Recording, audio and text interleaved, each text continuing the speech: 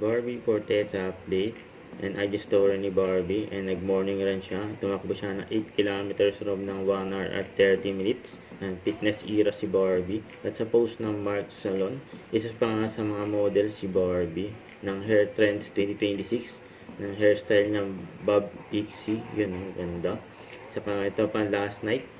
And nasa Angry Dobo si Barbie. And nagsama-sama pa nga ang magagaling na actress. Gaya nila Barbie Forteza, and Eugene Domingo at Judy Ann Santos, yun no. And kumaway pa nga si Barbie, oh. Ito pa yung mga video ni Barbie during McDo at guest sa It's Showtime. Si Daddy Tony, eh. Ayan sila Barbie. Ayan. David Licauco, si Miss Dayan.